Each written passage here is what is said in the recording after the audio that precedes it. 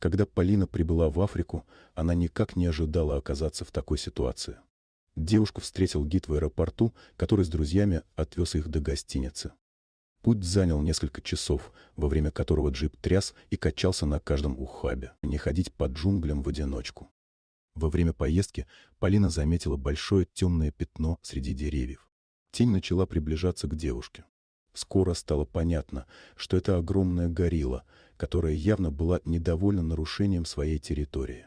Гримаса злости и острые клыки исказили морду животного. Внезапно горилла шевельнула головой и продолжила приближаться. Полина машинально сделала шаг в сторону, но нога ее заболела. Ей вспомнилось главное правило при встрече с медведем — притвориться мертвой. Полина опустила руки и легла на землю, надеясь, что горилла потеряет к ней интерес. Закрыв глаза, она старалась дышать максимально тихо.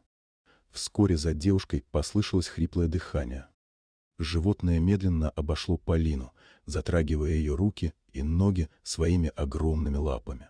Когда она случайно коснулась поврежденной лодыжки, девушка издала приглушенный стон от боли. Зверь мгновенно отдернул свою лапу и потащил Полину через плечо куда-то. Внутри девушка почувствовала, что все ее надежды рушатся. Она испытывала ужасную мысль, что приведена в логово, чтобы стать пищей для животного. В этот момент Полина сильно пожалела о своей неподготовленности. Она не знала, чем питаются гориллы, и даже не обратила внимания на информацию о фауне перед поездкой. Возможности сопротивляться или убежать не было. Поэтому девушка схватилась за густую шерсть на спине животного, чтобы не упасть на землю. Горилла оттащила Полину в узкую пещеру и сбросила ее на землю. Девушка сильно ударилась и поранила колени и ладони. Она тут же обернулась, чтобы смотреть в лицо животному, и прижалась спиной к камню. Полина пыталась сделаться незаметной, но не могла скрыть пострадавшую ногу. Однако горилла не обращала на это внимания. Зверь устроился возле входа в пещеру и наблюдал за дождем. Он не приближался к девушке и даже не глядел в ее сторону. Девушка начала двигаться. Не получив реакции со стороны гориллы, она решила рискнуть и попробовать убежать. Полина поднялась на колени и пошла в направлении выхода. Было больно и неудобно. Она сосредоточилась на неприятных ощущениях и не заметила, как горилла резко приблизилась. Животное внезапно появилось перед ней, обнажило свои острые клыки и издало оглушительный рев. Девушка оцепенела от ужаса, когда увидела перед собой мощные мышцы животного. Полина понимала, что против такого сильного противника у нее нет никаких шансов. Горилла толкнула ее в плечо, подгоняя к стене.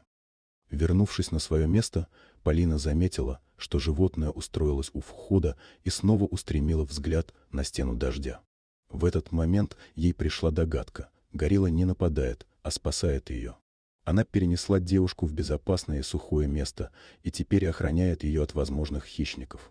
Никто не посмеет тронуть Полину, так как горилла не позволит. Облегченно вздохнув, девушка вспомнила о телефоне. Она проверила рюкзак, в котором все содержимое оказалось мокрым, но Полина постаралась просушить телефон. Когда аппарат загорелся сигналом, она позвонила в службу спасения и объяснила свою ситуацию. Ей попросили оставаться на месте, не выключать телефон и ждать спасателей. Горилла с интересом наблюдала за разговором, но не предъявляла агрессии. Полине захотелось отблагодарить животное, и она протянула ему свою еду. Но горилла с недоверием смотрела на хлебцы. Полина отломила кусочек и съела его, чтобы показать, что это безопасно. Животное поняло, что она предлагает ему еду, и взяло угощение.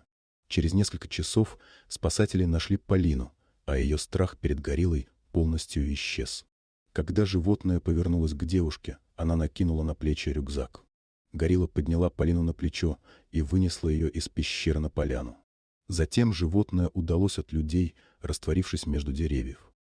Дорогие друзья, если вам понравился ролик, не забудьте поставить лайк, а также подписаться на наш канал, где найдете еще много интересного, и не забудьте нажать на колокольчик и оставить комментарий.